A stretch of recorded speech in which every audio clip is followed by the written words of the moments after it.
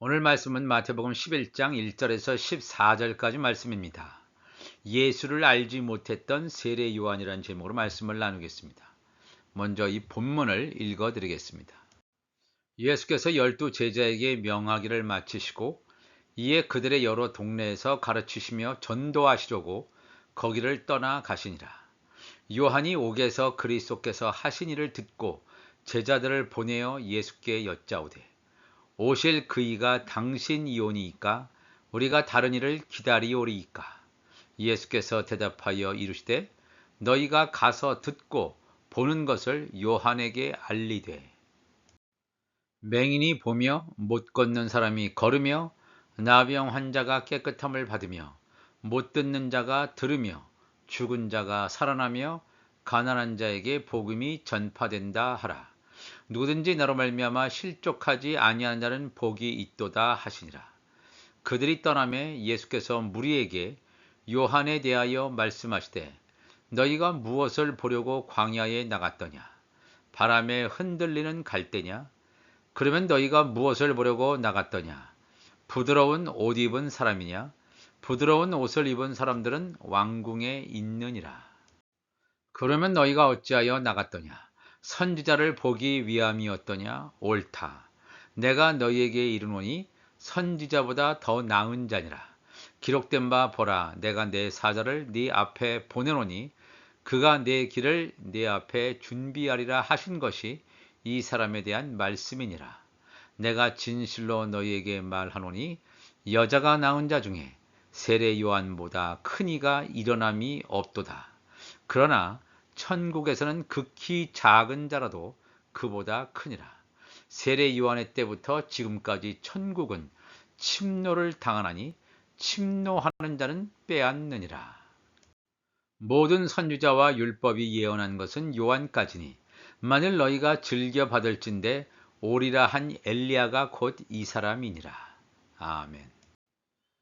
예수를 알지 못하는 세례 요한이다 하는 제목으로 말씀을 나누겠습니다. 오늘은 이 하나님의 나라에서 제사장 직분을 감당하게 되는, 즉 새 예루살렘 성에서 성소의 영역에 거주하며 하나님의 아들들을 섬기는 하나님의 종으로서의 직분을 감당하게 되는 세례 요한과 그 이후의 시대를 함께 살펴보겠습니다. 예수님께서는 한순간도 쉼없이 복음을 가르치며 선포하시기 위해서 여러 곳을 방문하셨습니다.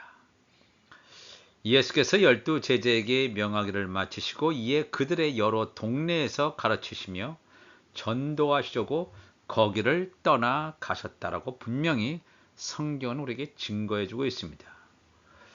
예수님께서 한창 하나님 나라 복음을 전하시는데 바쁜 생활을 하시는 가운데 예수님을 이스라엘에 소개했던 자인 세례 요한은 감옥에 갇혀 있는 답답한 나날을 보내야 했습니다. 세례 요한은 이렇게 생각했을지도 모릅니다.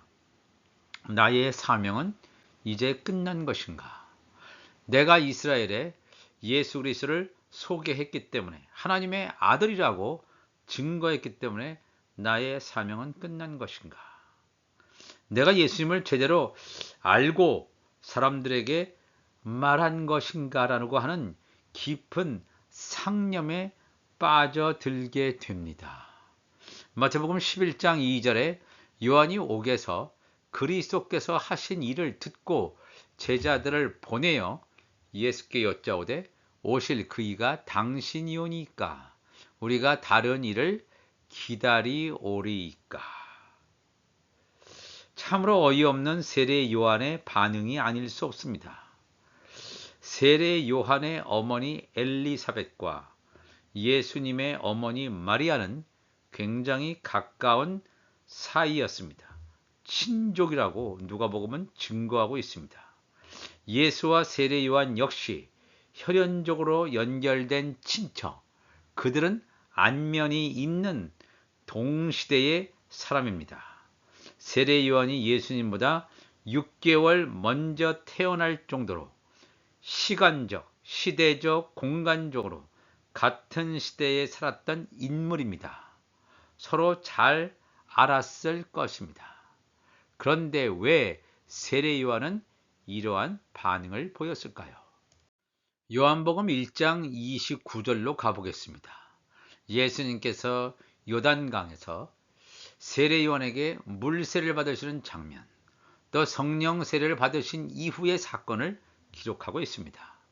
이튿날 요한이 예수께서 자기에게 나아오심을 보고 이르되 보라, 세상 죄를 지고 가는 하나님의 어린 양이로다.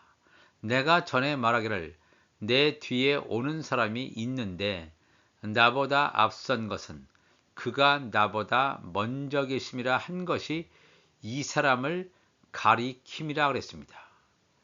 나도 그를 알지 못하였으나 그랬습니다. 세례 요한이 예수님을 알지 못하였다고 이렇게 세례 요한은 증거하고 있습니다. 사실 모르는 사람이었습니까? 서로 간에 어머니도 아는 사람이었고 자기들도 세례 요한도 예수님을 아는 사람이었는데 세례 요한은 이렇게 얘기합니다. 나도 그를 예수를 알지 못하였으나 과거 완료 시제로 사용하고 있습니다. 내가 와서 물로 세례를 베푸는 것은 그를 이스라엘에 나타내려 함이라 그랬습니다. 요한복음 계속해서 1장 32절에 요한이 또 증언하여 이르되 내가 봄에 성령이 비둘기같이 하늘로부터 내려와서 그의 위에 머물렀더라. 나도 그를 알지 못하였으나 31절과 동일하게 세례 요한은 예수님을 몰랐다라고 분명히 증거합니다. 나도 그를 알지 못하였으나 나를 보내어 물로 세례를 베풀라 하신 그이가 나에게 말씀하시되 성령이 내려서 누구 위에든지 머무는 것을 보거든 그가 곧 성령으로 세례를 베푸는 이인 줄 알라 하셨기에 내가 보고 그가 하나님의 아들이심을 증언하였다라고 분명히 세례 요한은 증거하고 있습니다. 세례 요한은 육적으로 예수님을 알았지만 영적으로는 몰랐다라고 하는 것을 고백합니다. 과거 완료 시제로. 그 과거 이전부터 난 예수님을 몰랐습니다. 그러나 하늘이 열리고 하나님께서 세례 요한에게 말씀하시죠. 성령으로 세례를 베푸는 자, 이가 바로 하나님의 아들이다 라고 하는 하나님의 음성을 세례 요한이 듣고 아, 예수가 하나님의 아들이구나, 이것을 증거했다고 그랬습니다.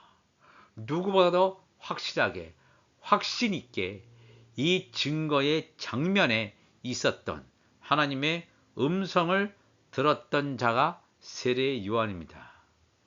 세례 요한은 예수님을 겉모습으로는 알고 있었지만 여전히 하나님의 성령께서 역사하시기 전까지는 예수님을 알지 못합니다. 우리도 마찬가지입니다. 예수님을 아는 것이 그냥 지식적으로 아는 것이 아니라 나의 영으로 예수 그리스도를 알아야 됩니다. 여기서 요한이 예수 그리스도를 알지 못했다라고 두 번씩이나 이렇게 증거하고 있죠. 인간적인 관계를 말하는 것이 아니라 성령의 임재를 통해서만 알게 되는 것입니다. 만약에 세례 요한이 창세전부터 말씀 안에 있었던 좋은 씨로 예정되어 있었던 하나님의 아들의 신분이었다면 예수님께서 제자들에게 말씀하신 것처럼 너희도 처음부터 나와 함께 있었으므로 증언하느니라 라고 예수님께서 하신 말씀이 세례 요한에게 적용될 수 있는데 사실 세례 요한에게는 이 말씀이 적용되지 않는다는 것입니다.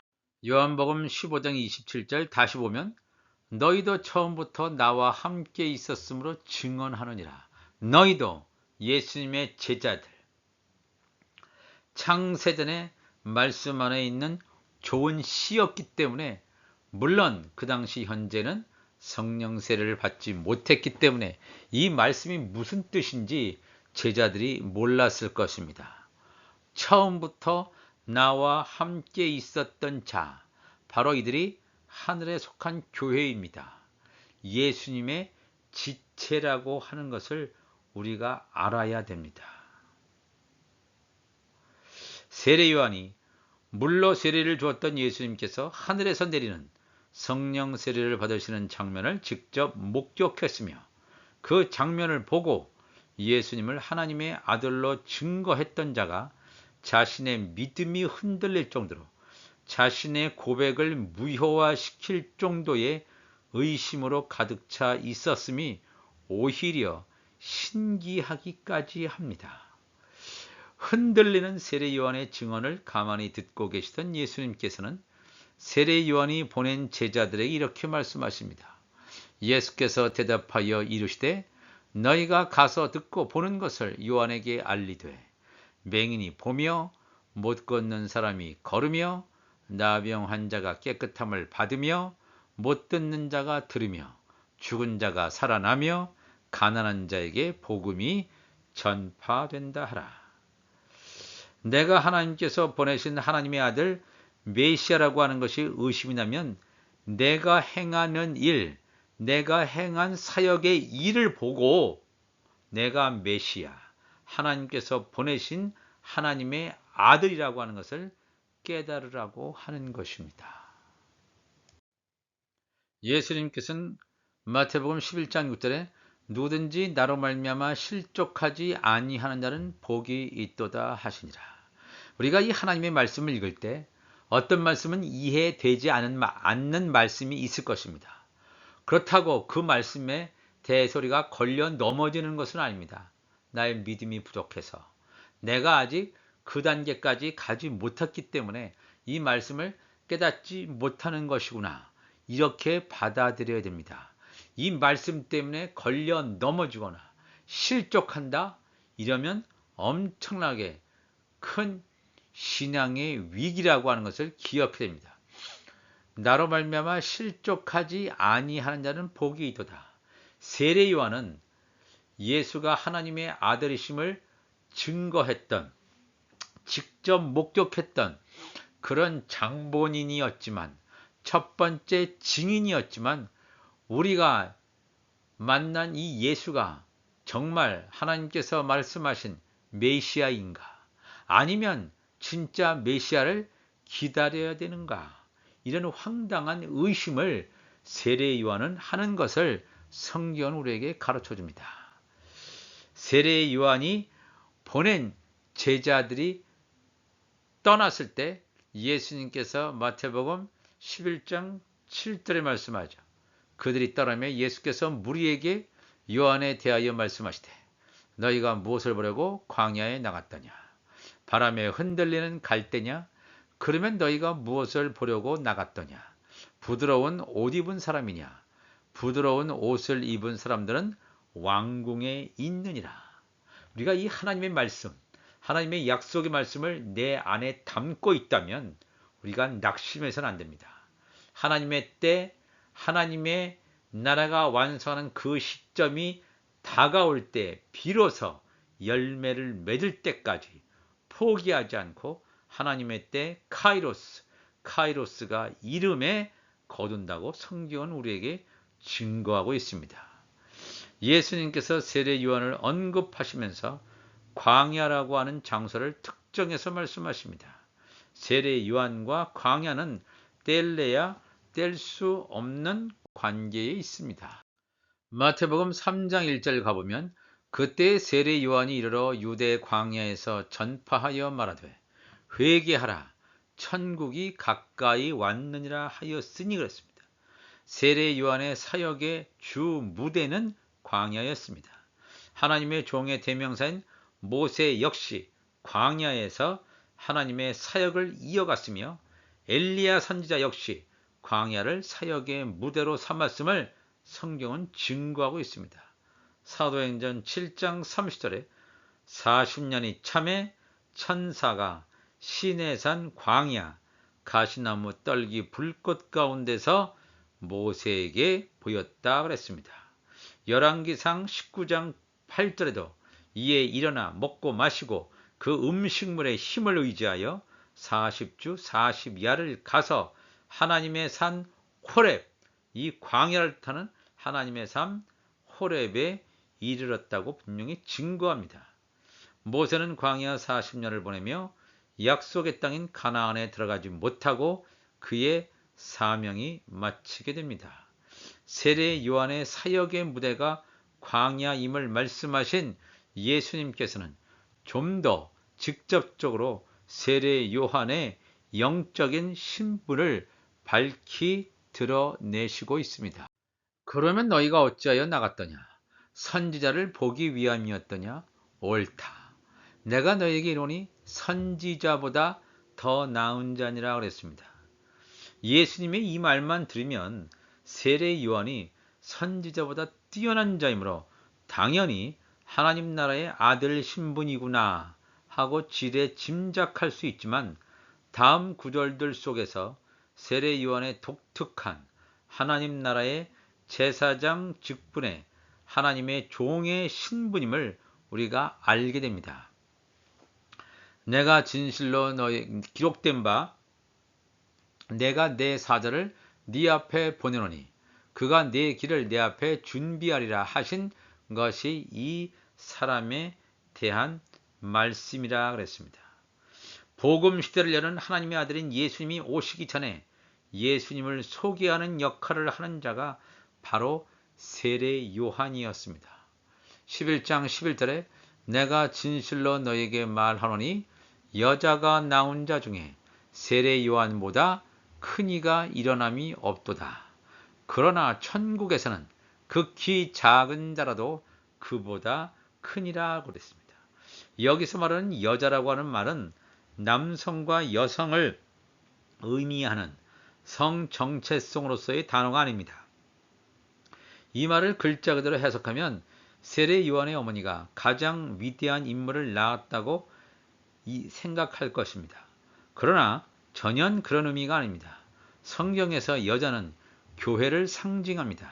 그런데 교회에는 하늘에 속한 교회와 땅에 속한 교회로 나누어집니다. 하늘에 속한 교회는 하늘에서 난 자, 하나님으로부터 난 자, 하나님의 아들들의 신분을 가리키는 반면에 땅에 속한 교회는 야곱의 남은 자로 구원받는 자들이 있는가 하면 쭉정이와 같이 어린 양의 생명책에 기록되어 있었지만 멸망에 이르게 되는 자들이 있다는 것입니다. 땅에 속한 교회, 땅에 속한 제단 가운데서 세례 요한이 가장 큰 인물이라고 하는 것입니다. 이 말을 좀 더 명확하게 알기 위해서 창세기 3장으로 가보면 그런데 뱀은 여호와 하나님이 지으신 들짐승 중에 가장 간교하니라. 뱀이 여자에게 물어 이르되 하나님이 참으로 너희에게 동산 모든 나무의 열매를 먹지 말라 하시더냐. 여자가 뱀에게 말하되 동산 나무의 열매를 우리가 먹을 수 있으나 동산 중앙에 있는 나무의 열매는 하나님의 말씀에 너희는 먹지도 말고 만지지도 말라. 너희가 죽을까 하노라 하셨느니라. 뱀이 여자에게 이르되 너희가 결코 죽지 아니하리라. 너희가 그것을 먹는 날에는 너희 눈이 밝아져 하나님과 같이 되어 선악을 알 줄 하나님이 아심이니라. 여자가 그 나무를 본즉 먹음직도 하고 보암직도 하고 지혜롭게 할 만큼 탐스럽기도 한 나무인지라. 여자가 그 열매를 따먹고 자기와 함께 있는 남편에게도 주매 그도 먹었다 그랬습니다. 이 땅에 속한 교회, 땅에 속한 제단인 이 여자가 뱀으로 형상화되어 있는 사탄에게 미혹을 당하게 됨을 성경은 증거하고 있습니다. 아담과 돕는 배필 여자, 이 첫 번째 아담도 이 땅에 속한 자입니다. 땅에 속한 자에게 필요한 것은 뭐냐면 그들은 죄를 지을 수밖에 없는 존재이기 때문에 땅에 속한 제단이 필요해요. 땅에 속한 교회가 필요하다는 말이에요. 회개를 할 수밖에 없는 그런 존재이기 때문에 돕는 배필, 땅에 속한 교회가 필요하다는 것입니다. 첫 번째 아담은 연약한 자죠. 연약한 자에게 누가 찾아옵니까? 사단이 찾아옵니다. 그래서 사단에게 미혹되는 자들이 바로 이 땅에 속한 교회입니다. 이러한 사실은 오늘날에도 땅에 속한 교회가 사탄으로부터 수많은 미혹과 유혹을 당하여 영적인 타락을 하는 것을 우리가 수없이 목도하게 됩니다. 땅에 속한 교회가 사탄으로부터 집중적으로 공격 목표가 되어 미혹을 당하게 되자 어떤 일이 벌어지냐면 여자, 돕는 배필만 무너지는 것이 아니라 하나님의 말씀을 들었던 첫사람 아담조차 땅에 속한 교회인 여자의 말에 순순히 굴복하여 하나님께서 말씀하신 명령을 어기고 하나님을 배반하는 지경까지 순식간에 넘어가는 것을 목도하게 됩니다. 이 얼마나 위험천만한 일인지 모릅니다. 오늘날에도 땅에 속한 교회들이 왜 그렇게 문제가 많으며 영적인 타락을 하는지 알 수 있는 대목입니다. 사탄과 악의 영들은 하늘에 속한 교회를 흔들 수는 있지만 미혹하거나 넘어뜨리지는 못합니다. 왜냐하면 하늘에 속한 교회는 예수 그리스도와 연결되어 있는 거룩한 하나님의 전 예수 그리스도의 몸이기 때문에 그렇습니다. 하늘에 속한 교회는 예수님과 성령으로 한 몸을 이루기 때문에 감히 예수님의 몸을 사단이 미혹하거나 농락하거나 넘어뜨릴 수 있습니까? 절대 그럴 수 없습니다. 예수님과 한 몸으로 연합을 이룰 수 없는 땅에 속한 교회는 그러므로 사탄의 집중 표적이 될 수밖에 없다는 것을 우리가 깨달아야 됩니다. 마태복음 11장 12절에 세례 요한의 때부터 지금까지 천국은 침노를 당하나니 침노하는 자는 빼앗느니라 그랬습니다. 아담부터 모세가 시내산에서 율법을 받기 전까지는 율법 이전의 시대입니다. 모세가 율법을 받은 후부터 예수님이 오시기 전까지 율법 시대이죠. 예수님께서 오셔서 복음을 선포하실 때부터 복음 시대가 열려서 오늘까지 계속되고 있습니다. 율법 시대의 마지막 선지자인 세례 요한의 때는 율법에서 복음으로 넘어가는 전환기의 때임을 알 수 있습니다. 세례 요한은 율법 시대를 마감할 자로 택정되어 있었기 때문에 예수님께서 증거하시는 천국 복음을 들을 기회를 가지지 못합니다. 그러므로 세례 요한이 감옥에 갇혀서 죽음을 맞이한 후에 예수님의 하나님 나라 사역이 본격적으로 시작되는 것을 성경은 증거하고 있습니다.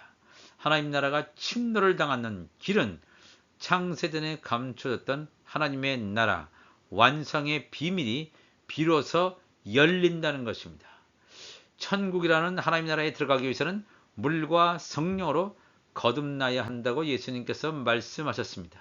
특히 성령으로 난 자들, 하나님의 아들들로 예비된 자들에게 이 하나님의 말씀이 열리게 되어 있습니다. 그렇기 때문에 마태복음 11장 27절에 내 아버지께서 모든 것을 내게 주셨으니 아버지 외에는 아들을 아는 자가 없고 아들과 또 아들의 소원대로 계시를 받는 자, 아들의 예수님의 소원대로 계시를 받는 자가 바로 예수님의 지체입니다. 하나님의 아들들, 아들의 소원대로 계시를 받는 자 외에는 아버지를 아는 자가 없다. 아버지와 아들의 관계는 아버지를 아는 것입니다.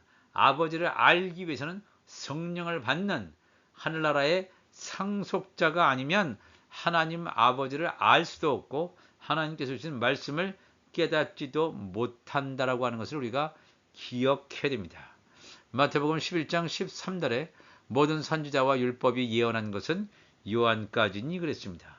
율법과 선지자의 글에도 메시아의 오심과 하나님 나라 완성에 대한 비밀이 분명히 담겨져 있습니다. 그렇다면 이 구절에서 말하는 율법과 선지자라는 말은 첫 언약의 의미를 담고 있습니다. 율법 시대의 마지막 선지자인 세례 요한까지 첫 언약의 유효성이 존속되고 그 이후에는 예수님께서 전하신 천국 복음의 시기가 도래할 것임을 증거하고 있습니다. 세례 요한은 틀림없이 모든 선지자보다 뛰어난 여자가 낳은 자 중에 즉 땅에 속한 제단 땅에 속한 교회 가운데 가장 위대한 선지자였지만 예수를 알지 못했던 세례 요한, 예수가 하나님의 아들임을 증거했을 때 예수님을 알았던 세례 요한이 되어야 되는데 다시 예수님을 알지 못하는 세례 요한. 그렇기 때문에 세례 요한은 예수님이 내가 증거한 메시아가 맞는가 의심했던 것입니다. 우리가 하나님의 아들들이라면 예수님에 대한 믿음이 의심이 아니라 더욱더 확실하게 명확하게 우리의 영 속에 새겨지고, 예수를 우리도 과거에 알지 못했지만 이제는 분명히 알게 되고 나의 영이 성령에게 성령과 교제함으로 말미암아 하나님의 말씀을 증거하는 하나님의 사람이 된 줄로 믿습니다. 이 시간 다 같이 기도하시겠습니다. 예수를 알지 못했던 세례 요한, 예수님을 알지 못하는 자로 끝나는 세례 요한과 같은 자가 되지 않고 예수 그리스도를 알지 못했던 자들이 예수 그리스도를 온전히 알고 이 말씀을 따라 마지막 때의 사명을 감당할 수 있도록 성령여 인도하여 주옵소서. 감사하며 예수님의 이름으로 기도합나이다. 아멘.